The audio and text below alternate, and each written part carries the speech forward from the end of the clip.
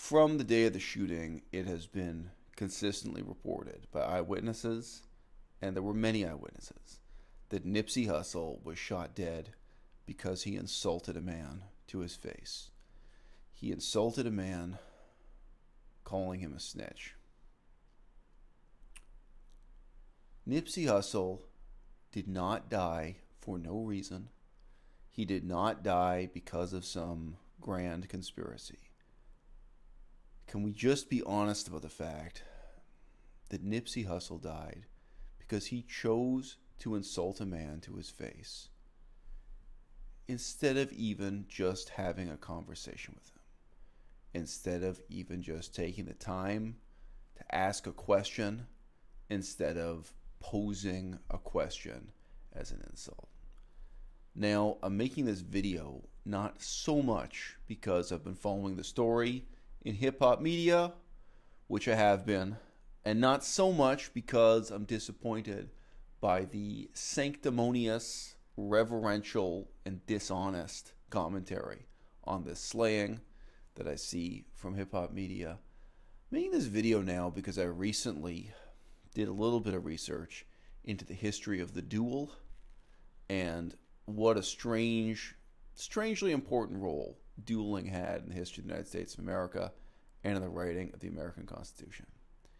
And, at that time, just a couple decades leading up to the American Constitution, American War for Independence, there were debates about whether or not to make dueling illegal or how the law really could effectively discourage the duel. And you'd see these debates, again, just a couple days ago, I was looking at them, primary source text, discussing this stuff. People would say, well, what do you expect? Men care more about their honor than their lives. If men are willing to risk death to defend their reputation or to settle a point of honor, how are you going to discourage them by threatening to send them to prison or asking them to pay a fine when they do this, when they fight each other to the death in a duel over a point of honor? And in a lot of ways, this is a question in Western culture we've never settled. As brutal and, barbaric as it was for this young man, his guilt hasn't been proven, but there is a suspect, for this young man to shoot and kill Nipsey Hussle.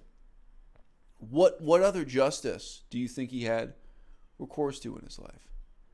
Now, there's a broader cultural question here, and I think the question has gotten worse because of the internet. I've said this a million times on this channel, but like 5 years ago I said this. I've often said to people on the internet, look, if you wouldn't say it to somebody in a coffee shop, face to face, don't say it on the internet or don't say it on the phone. There's that other case of a rapper, Chia Lee. So Chia Lee was a rapper way back in the day, and he shot a man dead because of an insult that was said over the telephone. A momentary, fleeting insult. He felt deprived of his honor and dignity, whatever you want to say. If you wouldn't say it to somebody's face in a coffee shop, don't say it. But the problem with the internet is it's not just that it gives you this vehicle or this medium, like right now in this comment section, for you to insult me. But it's become the primary mode of communication that most people are now familiar with. They spend more time talking to people like over a microphone while playing a video game. Those headsets. People play video games and they chat over mic while doing it, or chat with people via Discord, or chat with people via Skype, or via Facebook messages, or via Twitter messages, or cell phone messages. People are they have much more practice expressing themselves in these very shallow, very unreal, and often very vicious and over-the-top media. I noticed this, the first time in my life I thought about this was when I had an office job in Southeast Asia. But it was an office job where I came into an office every day and wore a suit and tie, whatever. It was an office for this video. It's not that I'm covering it up. There's no point describing the rest of the job. And the other people at this office, it just struck me one day. They don't know how to chair a meeting. They don't know how to sit down at a table, at a rectangular table, and say, okay, These are the issues we have to resolve. In the last couple of months, this went well, this went badly. I'm happy about this, I'm not happy about that. Express themselves in a way that's constructive. And there are ways at a meeting that you can let someone know you're disappointed in them or let them know what you want to do. It's like all these people know how to do is either remain sullen and silent and build up that resentment, or they know how to lash out, and just say the most vicious, insulting things to you possible. I mean, I've had so many interactions with people on the internet, including, voice and video, things like Skype, where I'm talking to people, and I say to them, like, what, would you say that to someone in a coffee shop? I don't know, worst case, maybe they would. Because, again, it's just this breakdown. It's not even a breakdown in morality. It's not a breakdown in ethics. I just think it's a lack of practice. My grandfather's generation, they were not angels. My grandfather's, they spent so many hours just sitting around, smoking cigarettes, drinking alcohol, and playing cards and chatting. But they had practice with that. And the skills you build up playing euchre or playing poker or whatever and chatting in a circle, those are skills you can apply to having a board meeting.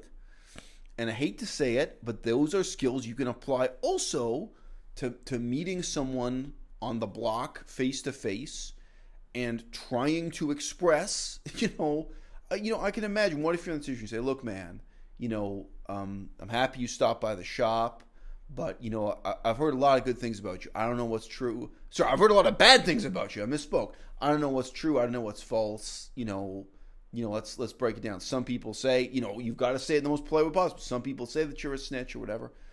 All the eyewitnesses' accounts just indicate this was an incredibly tense, incredibly insulting conversation. And Nipsey Hussle thought he could get away with it. And he was wrong. It cost him his life. And it won't just cost him his life. Obviously, it's going to cost both men their lives. I mean, whoever it was who shot him, there is a suspect. Sooner or later, this guy is going to end up in jail. It's going to ruin two people's lives just to have that momentary satisfaction. But, to quote ODB, this ain't something new that came out of nowhere. No. I mean, centuries ago, this is something we were struggling with. And, most of the kind of fables and fairy tales and legal cases concern aristocrats and politicians. I was saying, several of the men who became president of the United States fought in duels. Like, despite the fact that you had a law against murder, it's like, oh, yeah, but that doesn't count when it's a duel. It's just ridiculous. This culture of men resolving their differences by shooting each other. And it just still goes on. I mean, the only difference is guns were a lot less deadly back there. You had a better chance of surviving taking a bullet in the arm. Mind you, quality of medicine was a lot worse. So I don't know. Maybe I'm wrong about the odds of surviving. This isn't something new. The problem isn't new, but the solution is ancient. The solution is to really raise people with an awareness of a code of honor and dignity, where even if I don't respect you, I am going to treat you with respect because I'm not going to violate my own code. I'm not going to lower myself. I'm not going to do that. It's beneath my dignity to treat you in a certain way. Even if I know something bad about you or I don't know you at all, I don't have a reason to treat you with respect. And obviously that's something that's slipped away in the transition from the dark ages, to the 21st century. Don't get me wrong, 99.9% of what went on in the dark ages, I'm glad that we have the lights on now and it's over and we're never going back. But don't tell me that Nipsey Hussle is a victim of quote unquote the hood or quote unquote the culture, or don't make him out to be an angel. I mean, what Charlemagne was just saying, we just heard it, blows my mind. Claiming Charlemagne said that this guy was on a mission from God to uplift the neighborhood and all this nonsense. You've got to be kidding me, okay? Nipsey Hussle and the suspect, allegedly, they were both members of the same gang. Not just from the same culture or the same subculture, but in theory, these guys, they knew the code, right? So, you want to call someone a snitch to their face. You want to disrespect someone that way. You want to violate someone that way. Well, guess what? It was true centuries ago, and it's still true right now. Many men care more about honor and dignity than they care about the difference between life and death. And that is why ultimately there is no prison sentence, there is no death sentence that can ever really disincentivize this kind of behavior. What we need is positive motivation for people to know and openly communicate what their codes of honor are, what their expectations are for one another. And we need to develop a culture of asking questions. When you meet someone, when you meet me, you may have heard bad things about me on YouTube or on Facebook or whatever. Don't leap to a conclusion and make an accusation or insult me. Rephrase your insult in the form of a question, and then it can be the start of a conversation instead of the ending of one.